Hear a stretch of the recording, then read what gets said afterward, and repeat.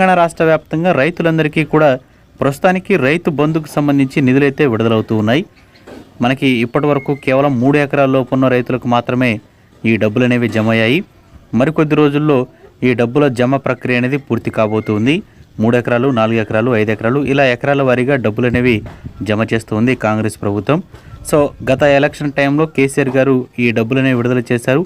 ఎన్నికల కమిషన్ నిబంధన పెట్టడంతో అవైతే ట్రెజరీలో ఆగిపోయాయి. అవన్నీ కూడా ట్రెజరీ నుంచి విడుదల చేసింది రేవంత్ రెడ్డి సర్కార్. ఇప్పుడు డబ్బులన్నీ కూడా ప్రతి ఒక్క రైతు ఖాతాలో మెల్లిమెల్లిగా వస్తూ ఉన్నాయి. సో ఈ ప్రక్రియ అనేది ఈ నెలాఖరు వరకు కొనసాగనుంది. ఇక మరోపక్క చూస్తే ప్రభుత్వం ఏర్పడిన తొలి నెలలోనే, అంటే ప్రభుత్వం ఏర్పడిన మనకి కొన్ని రోజుల్లోనే రైతు రుణమాఫీ అనేది చేస్తామంటూ, అది కూడా 2 లక్షల రుణాలు అనేవి మాఫీ చేస్తామంటూ రేవంత్ రెడ్డి గారు అయితే పేర్కొనడం జరిగింది. ఇప్పుడు ప్రజెంట్ చూస్తే రేవంత్ రెడ్డి గారు ఆలోచిస్తున్న విధానం, గతంలో వైఎస్ రాజశేఖర రెడ్డి గారు ఏ విధంగా అయితే రైతు రుణమాఫీ అనేది ఒకే విడతలో 2 లక్షల వరకు మాఫీ ఏదైతే ఎలా అయితే చేశారో ఆ విధంగానే రేవంత్ రెడ్డి గారు కూడా ఒకే విడతలో 2 లక్షల రూపాయలు అనేవి మాఫీ అయ్యే విధంగా ప్రణాళికలు అయితే చూస్తున్నట్టు తెలుస్తుంది.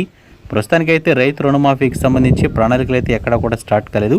కానీ దీనికి సంబంధించి ఏదైతే ఈ సమాచారం ఉందో ఇది మాత్రం మనకి వస్తూ ఉందన్నమాట.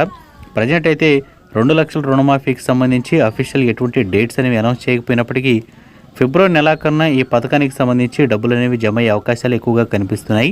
100 రోజుల్లోపు పథకాలు